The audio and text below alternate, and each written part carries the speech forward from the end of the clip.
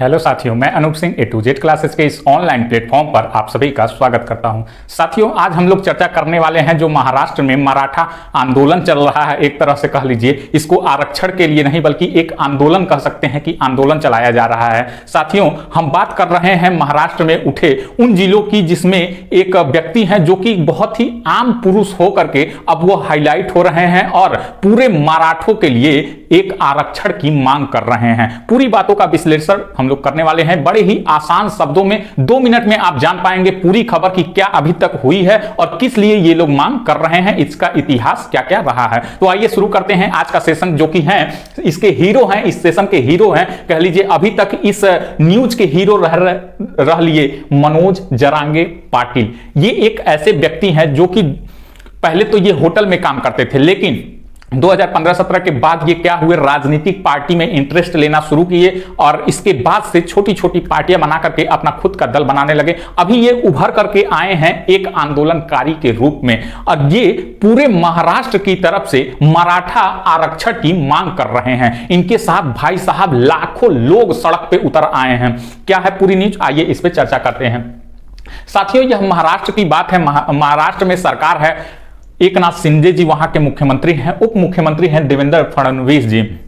इन दोनों लोगों का इस न्यूज में बहुत ही बड़ा एक रोल है, इसको भी हम लोग जानेंगे। यह जो वहां का आरक्षण उठाया जा रहा है, ये 8 जिलों में औरंगाबाद डिवीजन में इसका बहुत ज्यादा प्रभाव देखने को मिला है। इस डिवीजन में ज्यादातर मराठी, ज्यादातर क्या मतलब मराठी रहते ही रहते हैं। इन लोगों का कहना है कि हम मराठा क्या है, सवर्णों में नहीं आते हैं, ये कह रहे हैं हम कुणबी में आते हैं। कुणबी एक तरीके से कह लीजिए ओबीसी की जाति में आती है। जैसे ओबीसी अपने वहां जान लीजिए कि जैसे कि ब्राह्मण हो गया, क्षत्रिय हो गया, भूमिहार हो गया, राजपूत हो गया, ये सब सवर्ण में आते हैं। बाकी बहुत सारी जातियां हो जाती हैं ओबीसी में, गुप्ता, बनिया, यादव, ये सब सारे किसमें आते हैं, तो ये ओबीसी में आ जाते हैं। वैसे ही ये लोग का कहना है कि हम मराठा जो हैं, ये मराठा सवर्ण में नहीं आते हैं, हम लोग कुणबी हैं जो कि खेती किसानी करने वाले लोग हैं। और जाहिर सी बात है, अगर आप महाराष्ट्र के बारे में सोचते भी हैं तो आपके मन में कहीं ना कहीं ये मन में आता है कि ये आर्थिक राजधानी है, तो यहाँ के मराठी क्या होंगे, बहुत ही ज्यादा धनाढ्य होंगे। लेकिन ऐसा बिल्कुल भी नहीं है। आप मुंबई वाले एरिया को छोड़ दीजिए तो बाकी निकल करके महाराष्ट्र में आप जाएंगे तो वैसे ही नॉर्मल इंसान आप लोगों को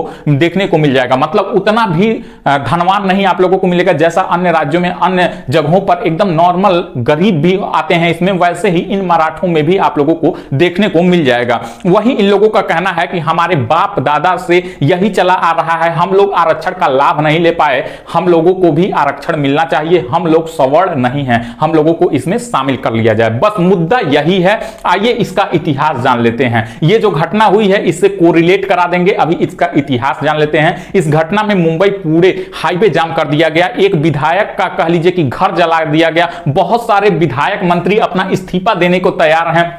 पूरी बातों का चर्चा हम लोग आज इस सेशन में करने वाले हैं, लेकिन इसका इतिहास जान लीजिए कि कहां से यह शुरू हुआ था। साथियों, यह जो आंदोलन उठा हुआ है, यह आंदोलन अभी तत्काल का नहीं है, यह बरसों पुराने का यह आंदोलन है। 121 वर्ष पहले 1902 में छत्रपति शिवाजी के वंशज रहे छत्रपति साहू जी ने यह किया था कि हम मराठों के लिए, अन्य कुणबी और अन्य पिछड़े समूहों के लिए 50% आरक्षण का ऐलान करते हैं। तब से 50% आरक्षण चल रहा था, लेकिन आजाद जब भारत हुआ उसके बाद से यह नीति इनकी खत्म हो गई। अब स्वतंत्र भारत हो गया तो संविधान के अनुसार सारी चीजें इसमें चलने लगी, जिसमें अभी भी संविधान के अनुसार देखेंगे तो 50% आरक्षण है, जिसमें ओबीसी, एससी, एसटी अन्य लोगों को रखा गया जाता है 50 से 51% में, अन्य 49% में, 50% में सवर्णों को रखा जाता है।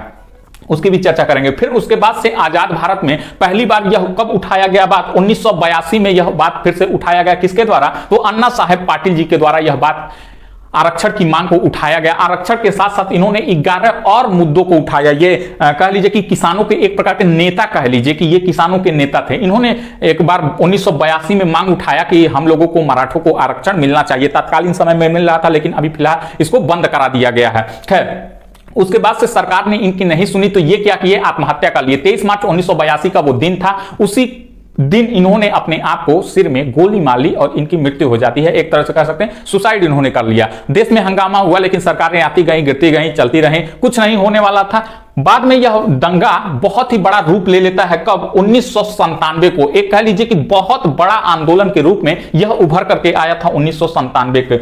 मराठा महासंघ और मराठा सेवा संघ, दो गुटों ने मिलकर के फिर से इस आजाद भारत में अपनी मांग को उजागर किया। कौन सी मांग को? आरक्षण की मांग को इन लोगों ने उजागर किया कि हम लोगों को तत्कालीन समय में पहले आरक्षण मिलता था, अभी नहीं मिल रहा है, अब हमें आरक्षण मिलना चाहिए। बहुत ही भारी संख्या में लोग सड़क पर उतर के आए, बहुत ही बड़ा आंदोलन था। लेकिन इस आंदोलन में भी किसी का कुछ नहीं दाल गला और जस की तस सरकारें वैसे ही काम करती रहें। साथियों, इसमें इन्होंने यही कहा था कि मराठा अपर कास्ट नहीं है, ये क्या है? ये कुणबी हैं। ये क्या है? कुणबी हैं और इनको ओबीसी में, मतलब कुणबी में शामिल कर लेना चाहिए, इनको अलग से आरक्षण देना चाहिए। खैर, ये तब का पूरा इतिहास रहा। फिर से आता है 2014 का जब चुनाव आने वाला था। चुनाव के पहले क्या होता है कि चुनाव के पहले यह कर दिया जाता है कि मराठों के लिए भाई साहब कर दिया जाए 16% का आरक्षण। 16% का आरक्षण कर दिया गया। चुनाव आया, चुनाव के पहले high court, Mumbai high court ने क्या किया? इस आरक्षण को रद्द कर दिया, रोक लगा दिया इस 16% के आरक्षण को। फिर से आता है भाई साहब चुनाव बाद। इसमें क्या होता है अब सुनिए। इसमें एक बार क्या होता है कि 16% के आरक्षण को देवेंद्र फडणवीस उस समय तत्कालीन मुख्यमंत्री चुने गए थे और इन्होंने एक एक्ट पारित किया, social and educationally backward class. इसमें मराठों को भी शामिल किया गया, इसमें 16% का आरक्षण दे दिया गया। लेकिन फिर से हाईकोर्ट के द्वारा इसको नकार दिया गया। अब क्या हो भाई साहब? फिर से क्या हुआ? ऐसे ही ये चलने लगा 2017-18 तक। इनको एक कार्यक्रम में जाना था, लेकिन वहां के लोगों ने ये ठाना कि हम इनको, इस कोई पूजा वगैरह था, कि हम इनको उस पूजा में नहीं बुलाएंगे। अब क्या हुआ? खबर इन तक आई, क्यों नहीं बुलाएंगे भाई? तो पता चला कि इसी के कारण कि हम लोगों को आरक्षण नहीं मिला है, इसीलिए हम इनको नहीं बुलाएंगे। फिर से क्या हुआ? फिर से ये 16% वाला लेकर के गए कोर्ट में। 16% तो नहीं मिला, लेकिन सरकार ने ये कह दिया कि ऐसा है, अन्य नौकरियों में हम दे देते हैं 13% और शिक्षा संस्थानों में हम देते हैं आपको 12%। इससे क्या होगा? बैलेंस बना रहेगा। सरकार यही कह रही थी कि जो 50% का आरक्षण तय किया गया है कि आरक्षण सिर्फ 50% पर दिया जाएगा, वही आप लोगों को मिलेगा। लेकिन जब ये 16% हो रहा था तो ये क्या हो जा रहा था? ये 68% के करीब में पूरा आरक्षण चला जा रहा था। तो इसीलिए हाईकोर्ट ये बार बार रद्द कर दे रही थी। लेकिन मई 2021 में फिर से क्या हुआ? इस 13 और 12% वाले आरक्षण को सुप्रीम कोर्ट ने रद्द कर दिया गया। सुप्रीम कोर्ट के द्वारा इसे रद्द कर दिया गया 2021 मई में।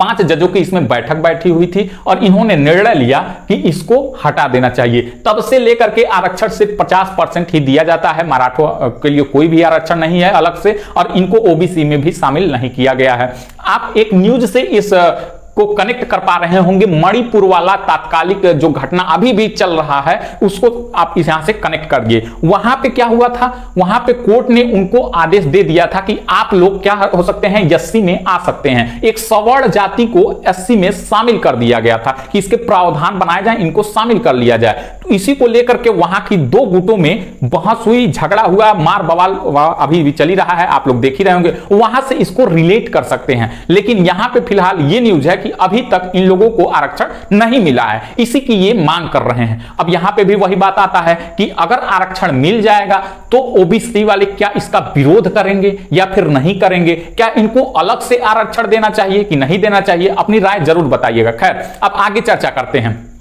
तब से लेकर के यह एकदम से शांत था। अब आया भाई साहब 1 सितंबर का दिन।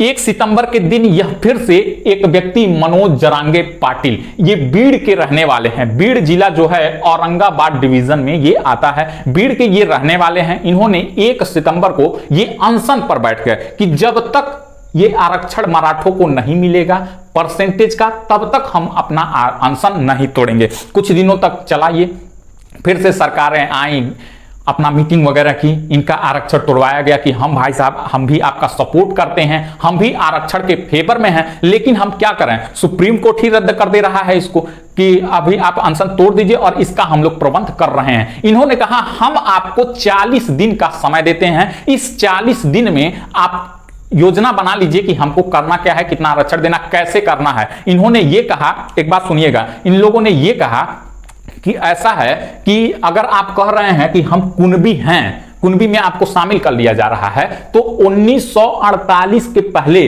कोई कागज होगा ना आपके पास कि कुणबी वाला, तो बोले कि अच्छा जिनके पास कागज नहीं है तो क्या उनको नहीं शामिल किया जाएगा। मान लीजिए कुछ लोगों के पास कागज मिल भी जाए 1948 के पहले का, तो जिनके पास कागज नहीं है तो उनको नहीं शामिल किया जाएगा। तो ये बोले मंत्री जी कि उनको कैसे शामिल कर लिया जाए, उनके पास जब कोई सबूत ही नहीं है कि वो कुणबी है कि नहीं है। नहीं भाई, ऐसा तो नहीं होगा, आप खुद कागज बनाइए, आप हम लोगों को कैसे भी करके प्रमाण पत्र बनाइए और कुणबी में शामिल करिए हम लोगों को। इसी को लेकर के इन्होंने 40 दिन का अल्टीमेटम दिया, समय दिया, मौका दिया कि आप इसमें पूरा सब कुछ तय करिए। क्यों करिए? अब सुप्रीम कोर्ट का ये लोग कहने लगे कि इसमें देखिए 50% ही आरक्षण तय किया गया है। फिर इन्होंने भाई साहब ला दिया EWS वाला, आर्थिक रूप से जो कमजोर हैं उनको 10% का जिनको आरक्षण दिया जा रहा है। तब यह नियम कहां गया 50% वाला, तब तो ये 60% हो जा रहा है। सब आरक्षण मिलने के बाद भी 10% दिया जा रहा है EWS वालों को, और वो भी एक राज्य में नहीं बल्कि 2800 राज्य में यह प्रभावित है। तब मोदी जी इसको लेकर के आए थे, तब आप लोगों का कहां ये सुप्रीम कोर्ट था, हाई कोर्ट था, तब आप लोग क्या कर रहे थे। इसीलिए ये सब एक ढकोसला है। तत्कालीन समय की स्थिति कुछ और थी जब भारत आजाद हुआ था, लेकिन अब के समय की स्थिति कुछ और है। हमें हम लोगों के हाल पर जो वकील इसमें तय किए गए हैं, तो उसमें कपिल सिब्बल और अनेक और वकील हैं, तो इसमें ये कह रहे हैं, दलाली दे रहे हैं कि हमको अपने राज्य को, हर एक राज्य को तय कर देना चाहिए कि उनको कितना आरक्षण देना है। इसको केंद्र सरकार को, सुप्रीम कोर्ट को हस्तक्षेप नहीं करना चाहिए। और यहां तक कि ऐसा नहीं है कि केवल महाराष्ट्र में, अन्य राज्यों में भी, हरियाणा में देख लीजिए 63% आरक्षण, हर लगभग 10 राज्यों में ऐसा चल रहा है कि ये 50% से ऊपर आरक्षण दिया जा रहा है। तो इन्होंने यही EWS वाला मैटर उठा दिया। अब इसको लेकर के 40 दिन का समय दिया था, 24 अक्टूबर को 40 दिन पूरा हुआ, फिर से भाई साहब ये बैठ गए, आमरण अनशन फिर से ले लिए। अब इसके बाद 2-3 दिन पहले की न्यूज है, सोमवार को बसें फूंक दी गई, टायर में आग लगा दिए गए, सड़क जाम कर दिए गए, लाखों लोग सड़क पे आ गए। अभी 2 दिन पहले इनकी तबीयत खराब हो गई थी, तो इसके लिए इनको ट्रीटमेंट वगैरह दिया गया और लाखों लोग सड़क पे आ गए। एक प्रकाश सोलंकी करके एनसीपी के नेता हैं, इनका मकान जला दिया गया और संजोग से वो उसी मकान में थे भी परिवार सहित। लेकिन खुशी की बात यह है कि इनको कुछ नहीं हुआ। ऐसे ही और नेता जो हैं वो अपना इस्तीफा देने के लिए तैयार हैं कि भाई साहब इतनी लाखों की भीड़ है, अगर हम इसमें पड़ जाएंगे तो हमारा क्या होगा इसमें। तो इसीलिए नेता लोग भी अब छुप रहे हैं कि हमारा क्या होगा। खैर, ये थी पूरी न्यूज, इसका पूरा इतिहास, क्या मैटर हुआ है, क्यों ये लोग मांग कर रहे हैं आरक्षण, कितना ये लोग मांग रहे हैं, सारी बातों का डिस्कशन हम लोगों ने कर दिया। आप लोग कमेंट करिएगा कि क्या इनको अलग से आरक्षण दिया जाना चाहिए, इनको ओबीसी में शामिल किया जाना चाहिए, या फिर जैसा भी हो आप अपना कमेंट जरूर करिएगा। मिलते हैं नए सेशन में नए वीडियो के साथ, तब तक के लिए धन्यवाद।